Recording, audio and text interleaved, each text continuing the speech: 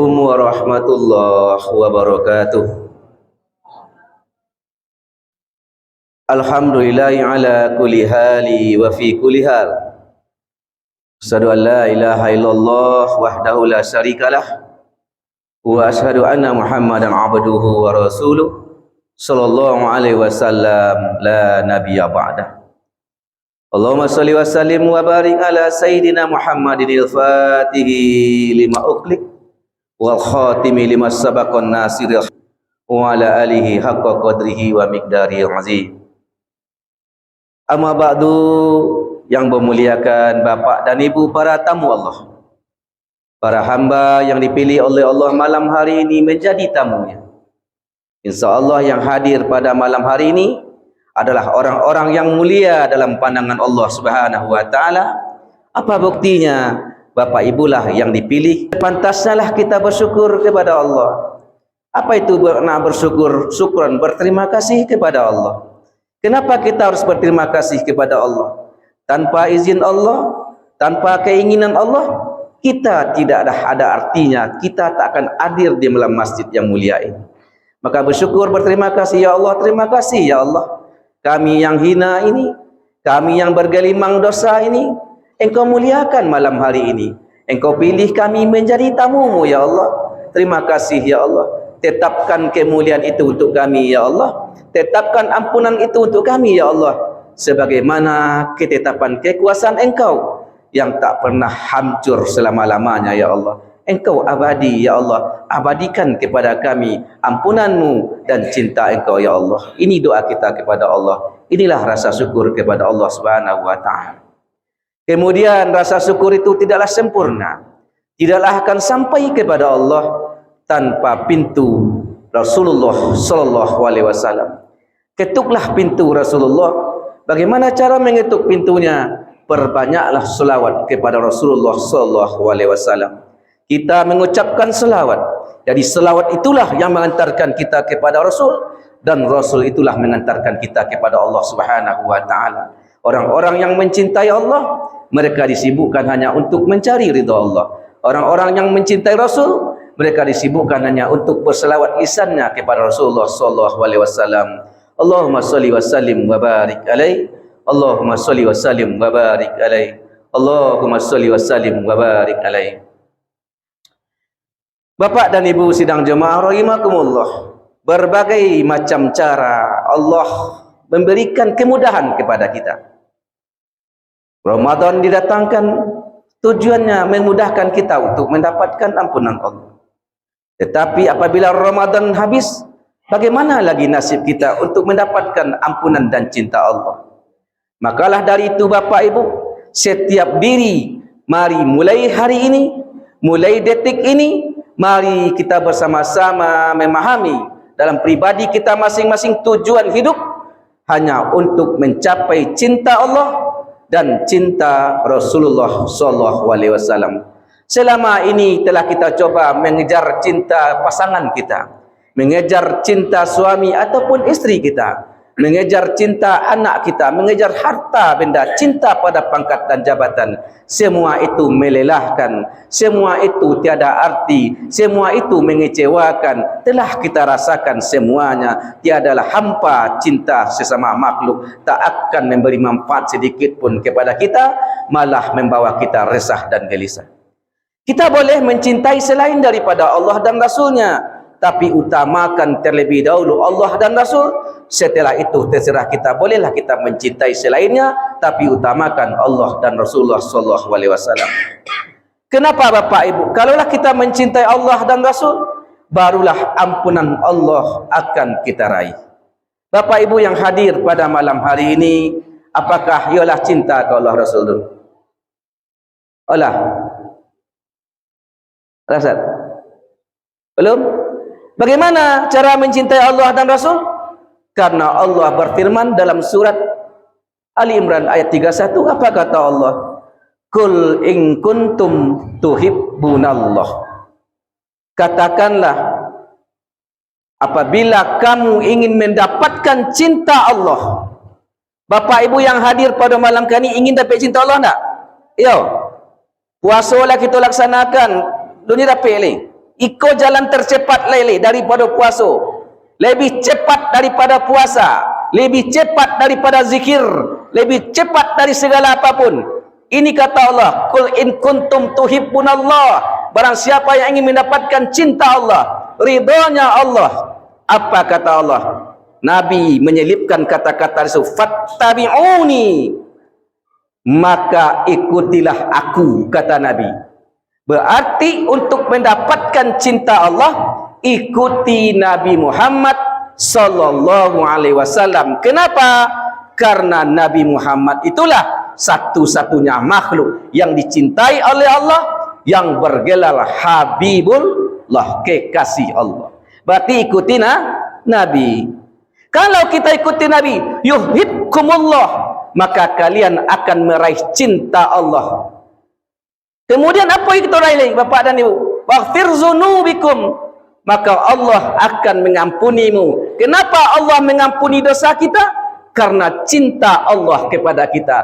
Kalau tak cintalah Allah kepada kita, maka Allah tak akan pernah memaafkan kita, Bapak dan Ibu. Jadi cinta modal utama kita untuk meraih ridha Allah dan ridha Rasulullah sallallahu alaihi wasallam. Jadi Bapak Ibu, bagaimana untuk mendapatkan cinta Allah? Ikuti Nabi. Nabi menafsirkan ayat itu dalam hadisnya. Apa kata beliau? Puncak cinta kepada Allah adalah solat yang kita laksanakan. Solat yang kita laksanakan ini bentuk puncak cinta kita kepada Allah Subhanahu wa taala. Bapak Ibu kali solat kan? Lain. Solatnya karena cinta Allah. Lain Ibu? Lain. Kita buktikan. Kalau karena cinta Allah, cinta itu di pikirankah atau di hati? Di hati. Bukan, di pikiran bukanlah cinta. Cinta itu di hati. Cinta di hati, Bapak dan Ibu. Berarti di hati. Jadi kalau cinta itu di hati, apa bukti cinta kepada Allah? Siapakah yang ada di hatimu? Apakah lai Allah? Kau lai-lai, kau tidak. Itu buktinya. Bukti seorang cinta itu kepada Allah, di hatinya hanya nama Allah. Kalau ada nama lain selain pada Allah, berarti berselingkuhlah hatimu. Mendua hati, Bapak dan Ibu. Allah ghayur, Allah tu pencemburu. Tak terbanding kecemburuan Allah dia kecemburuan Bapak Ibu-ibu. Ibu-ibu kan pencemburu tak? Tapi lebih dahsyat kecemburuan Allah. Apa kata Allah? Allah berkata, apabila ada di hatimu selain daripada aku, kata Allah, carilah bumi lain tempat berpijak, carilah langit lain tempat berlindung. Begitu kata Allah, hatiku ciptakan hanya untukku, kata Allah. Ternyata hati yang dibuat oleh Allah, yang dikhususkan oleh Allah untuk dirinya, mak kita gadaikan ke dunia, kita gadaikan ke laki, kita gadaikan ke bini, kita gadaikan ke pangkat dan jabatan. Tergadai hatimu, maka wajar hatimu sempit, wajar hatimu keluh kesah, wajar ujian banyak engkau tak nyaman. Kenapa? Karena hatimu telah tergadai kepada selain daripada Allah Subhanahu wa taala. Makalah dari itu Bapak Ibu, maka tebuslah penggadaian itu. Bagaimana caranya? Buang di hatimu selain daripada Allah. Bagaimana cara membuangnya? Bukan bisa dibuang, tapi masukkan nama Allah dalam hatimu, maka secara otomatis nama-nama yang lain akan keluar dari hatimu. Kalau tak kita isi nama Allah di hati, maka nama-nama yang lain itu akan mengganggu, akan menyompik dalam pikiran hati kita, Bapak dan Ibu. Keluh kesah, kesempitan, datang seketik masalah, panik tiba sekali, Bapak dan Ibu. Itu yang terjadi bagi hati-hati yang sempit, Bapak dan Ibu. Kemudian kita tahu pula, Bapak dan Ibu, apa yang kita ketahui, dosa, salah satu dosa besar itu kan bunuh diri, Bu. Ya tak? Bunuh diri dosa besar. Ternyata banyak di antara kita secara hakikat, banyak yang telah membunuh dirinya. Apa bukti kita bunuh diri?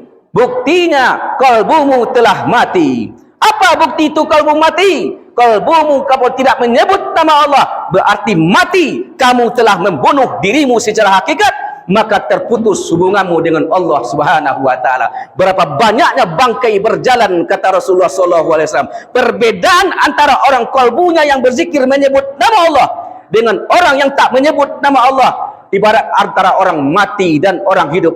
Orang yang hidup hakikatnya kalbunya menyebut nama Allah. Mait hakikatnya orang kalbunya tak lagi berzikir kepada Allah Subhanahu wa taala. Yang hadir pada malam hari ini, maitkah atau orang hidup? Mait atau orang hidup? Kalau orang hidup, buktinya kalbu menyebut nama Allah. Itu dasarnya Bapak dan Ibu. Nabi yang berkata, perbedaan antara orang berzikir dan yang tak berzikir ibaratnya antara orang hidup dan mati. Berarti orang yang mati ini, mereka telah membunuh dirinya, mereka telah zalim kepada dirinya, maka wajar mereka sempit dalam hidup, buta dalam pemikiran kalbunya, dan buta pula nanti di yaumil akhirat. Itu bagaimana caranya? Fattabi'uni, maka caranya agar solat itu kita sampai kepada Allah, ikuti aku, kata Nabi. Bagaimana cara mengikuti Nabi? Maka Nabi turunkan dalam hadisnya, sallu kama ra'aitumuni usolli. Salatlah kalian, kata Nabi, sebagaimana kalian melihat aku solat. Itu hadis Nabi, Bapak Ibu. Disuruh kita solat sebagaimana melihat Nabi solat. Pernah Bapak Ibu melihat Nabi solat? Itu bakal maka turun ayat-ayat hadis Bapak Ibu, kalau kalian tak melihat aku, lihatlah orang yang melihat Nabi solat. Siapa yang melihat Nabi solat? Para sahabat. Lihat sahabat tak? Tidak, belum. Kalau kalian tidak melihat sahabat, maka lihatlah murid-murid sahabat, para tabi'in. Lepas suruh kita bertabi'in, para solehin? Tidak. Kalau tidak, lihatlah murid tabi'in, lihatlah muridnya, lihatlah muridnya, lihatlah muridnya, lihatlah guru akhir zaman yang menyambung kepada Rasulullah. Berarti intinya, bagaimana solat itu sesungguhnya, bagaimana cara mengikuti Nabi itu sesungguhnya. Lihatlah seperti kamu melihat aku solat, seperti kamu melihat gurumu solat. Gurunya melihat gurunya, guru melihat gurunya, guru melihat gurunya, guru melihat sahabat, sahabat melihat Rasulullah. Berarti wajib berguru. Kalau tak berguru, kama sambuangnya. Dua gurunya, syariat dan hakikat. Secara syariat, kitalah berguru. Khusus de orang tolang, Bapak Ibu, letting ambolah paling bawah mungkin sampai kata beraja solat dulu ten disuruh kudani Bapak Ibu lah beraja solat toga ruku sujud membaca dan sebagainya fisik telah kita pelajari ya Bu ya Pak lah beraja lah pandai itu solat zahiriyah. Yang kedua solat itu dua macam. Apa solat yang pertama? Solat zahiriyah, solat yang fardu. Yang kedua allazina hum fi salatihim daimun, yang solatnya berkekalan pagi, petang, siang, malam, togak, duduk, lolok dalam keadaan apapun tetap solat. Apa itu makna solat? Fasolli. Apa itu fasolli? Berhubungan. Apa yang berhubungan? Sinyal. Adakah sinyal qalbumu kepada Allah Subhanahu wa taala? Bagaimana tumbuh sinyal? Maka beri nomor di situ tulisannya alif lam ha dalam qalbumu, baru masuk sinyal dari Allah Subhanahu wa taala. Jadi itulah fasoli Bapak dan Ibu. Iko yang jarang kita tuntut, iko yang tak pernah kita perbaikan. Selama kau perbaiki juga syariat, semakin diperbaiki syariat, semakin rusak. Percayalah Bapak Ibu. Syariat togak tu, tolok dulu. Kini tolok togak dulu. Lah bungkut togak gitu. Tak namu ni. Yang penting diperbaiki adalah qalbumu Bapak dan Ibu. Jadi ikulah standarnya agar cinta tumbuh kepada Allah. Lihatlah qalbumu. Bagaimanakah qalbumu? Apakah sudah menyambung dengan Allah? Bagi Bapak Ibu yang telah ada ilmu qalbu, jangan tinggalkan gurumu. selalulah berdekatan dengan gurumu, selalu datang kepada gurumu, selalu berkhidmat kepada gurumu, agar menyambung terus kepada Rasulullah sallallahu alaihi wasallam. Bagi yang belum berguru, ambo mengajak bapak ibu, ketika oleh batanago kini, ketika oleh kuek juo, bersegeralah mencari guru kolbu, agar kolbumu bisa menyebut nama Allah Subhanahu wa taala. Jangan ditunda-tunda. Kita manundu-nundu juga sekete hari lela lalu peh nak dia mensuit dengan guru lain. Ayo lalu peh nak awak sakit le bapak dan ibu. Aku ayonya. Jadi kita buat pula aturan baru, melanggar aturan Allah. Allah membuat aturan wasari'u ila maghfirah. Allah menyuruh kita bersegera, tapi kita bapak ibu menunda-nunda taubat kepada Allah Subhanahu wa taala. Jadi alat ukurnya bapak ibu, mari kita koreksi pribadi kita masing-masing. Dengan siapakah anda saat ini? Orang-orang yang kalbunya berserta Allah, mereka tak pernah kesepian. Mereka mungkin bapak ibu colik kesepian, mungkin bapak ibu colik menderita, tetapi hakikatnya tidak sesungguhnya. Kenapa? Kalbunya bersama Allah yang tak pernah meninggalkannya. Beruntunglah orang-orang yang mengejar cinta Allah dan Rasul. Siapa-siapa yang mengaku mencintai Allah dan Rasul, maka cintanya tak akan pastilah diterima oleh Allah. Tetapi kalau mencintai makhluknya, belum tentu cinta itu terbalas. Jadi kalau kita mencintai Allah, mencintai Rasul, insya Allah cinta kita lah diterima oleh Allah. Tetapi kalau kita mencintai laki, mencintai bini atau mencintai siapapun, maka belum tentu mereka mencintai kita bersama-sama bapak ibu. Makalah dari itu di sisa umur kita yang tinggal, agar ampunan Allah kita raih. Ramadan mungkin puasa kita lah centang perenang, tak mungkin juga puasa kita akan mampu menebus dosa kepada Allah. Maka ambil yang copek kau. Apa yang tercepat?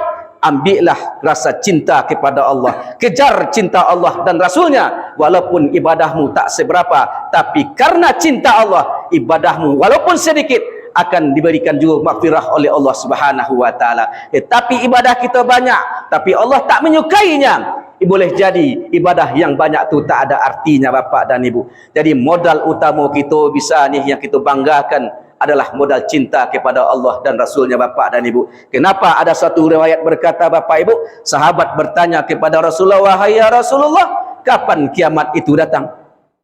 Maka Rasul bertanya, wahai sahabatku, mengapa engkau mengatakan kapan kiamat itu datang? Ya, kemudian Rasul bertanya balik, apa yang telah engkau persiapkan wahai sahabatku kalau kiamat itu datang? Maka sahabat itu berkata, wahai ya Rasulullah, tak adalah yang dapat kubanggakan kepada Allah.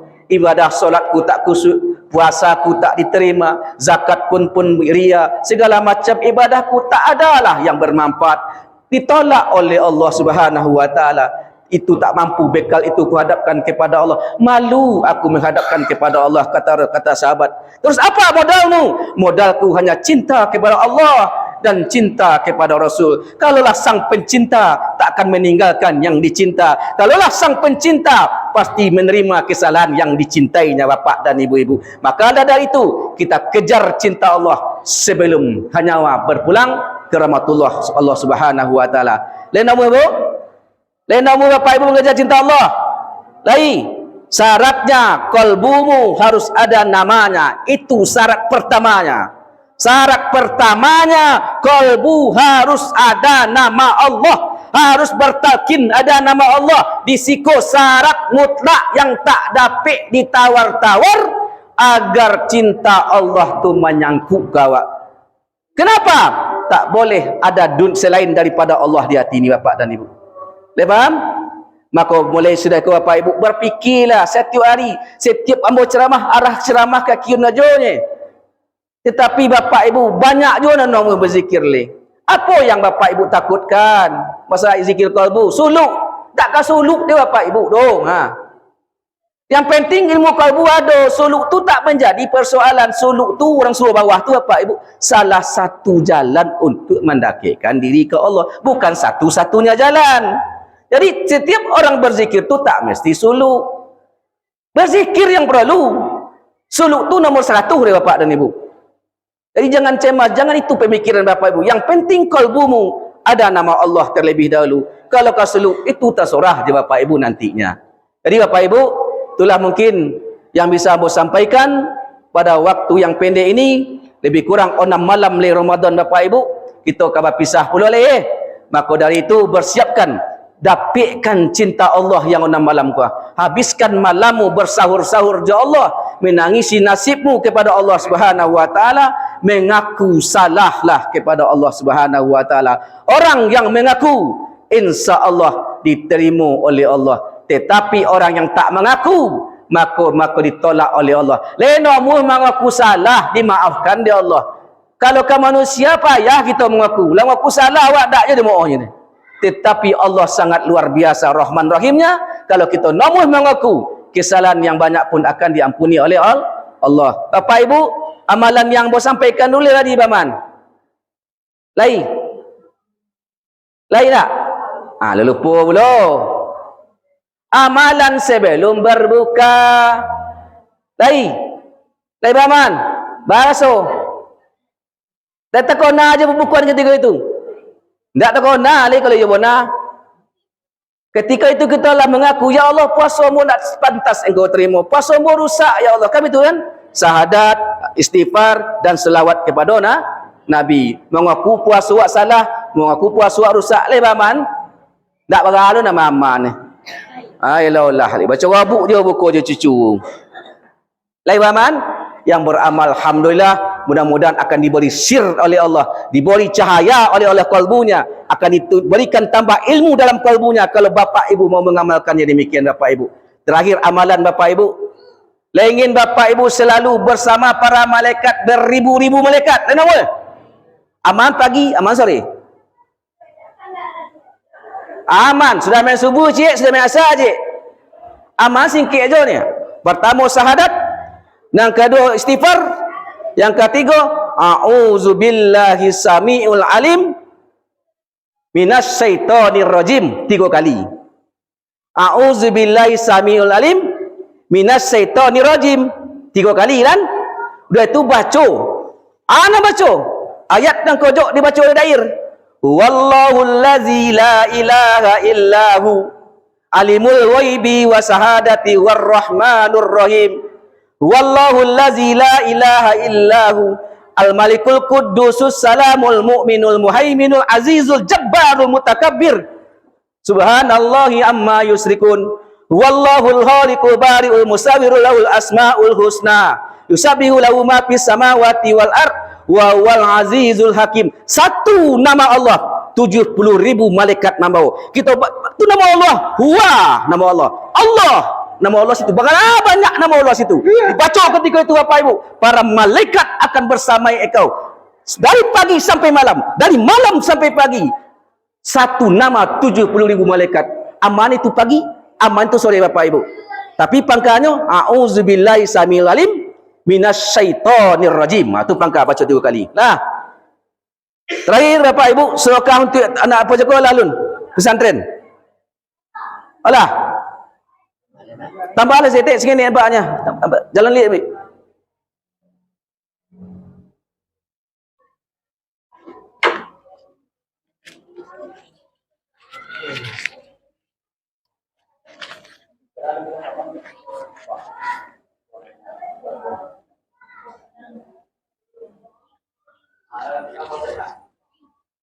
Jalanlah kau, jalanlah buku. Tu bayang balik. Jadi Bapak Ibu, itulah kajian kita malam kini. Mudah-mudahan apa yang saya sampaikan yang bisa Ibu amalkan. Yang penting masalah puasa cako, kemudian ayat tentang. Kemudian Bapak Ibu mungkin menjadi pertanyaan Ibu sebut ketika Ambo selalu mengamalkan doa terakhir, doa yang tak pernah mau tinggalkan Bapak dan Ibu. Allahumma aslih ummatan nabiyina Muhammad sallallahu alaihi wasallam. Allahumma jaburna ummatan nabiyina Muhammad sallallahu alaihi wasallam. Tahu baca itu deh. Walaupun berulang setiap Ambo jadi imam membaca terakhir. Apa manfaatnya? Kata Syekh Saman Al-Madani dan Syekh Abah Guru sekumpul, apa kata beliau? Bacalah doa ini setiap kamu selesai solat. Kalau perlu 4 kali setelah solat subuh. Itu pangkalnya. Tapi diamalkan setelah solat. Doa itu Bapak Ibu, apa kata beliau? maka orang-orang pengamal doa-doa itu, maka dia tercatat sebagai ahli wali kutub. Tak wali kutub wadah, tetapi ahli wali kutub, pengikut para wali Allah Subhanahu wa taala. Kenapa? Doa itu Bapak Ibu isinya untuk umat Nabi Muhammad. Allahumma aslih ummatan Nabi Muhammad. Ya Allah, rukun dan damaikanlah umat Nabi Muhammad. Itu doanya. Allahumma jaburna, cukupkan umat Nabi Muhammad. Allah mansurna, bantu umat Nabi Muhammad. Allahumma arhamna, sayangi umat Nabi Muhammad. Allahumma firna, dan ampunkan umat Nabi Muhammad. Itu doanya Bapak dan Ibu. Berarti mendoakan saudara itu adalah tanda-tanda kekasih Allah Subhanahu wa taala. Walaupun musuh sekalipun, mari kita doakan kalau ia ingin Bapak Ibu menjadi kekasih Allah. Jadi untuk menjadi kekasih Allah tu Bapak Ibu tak perlu salat banyak sebenarnya. Lihat Rahman Rahim zikah. InsyaAllah Bapak Ibu salah satu orang yang menjadi kekasih Allah Subhanahu wa taala. Assalamualaikum warahmatullahi wabarakatuh.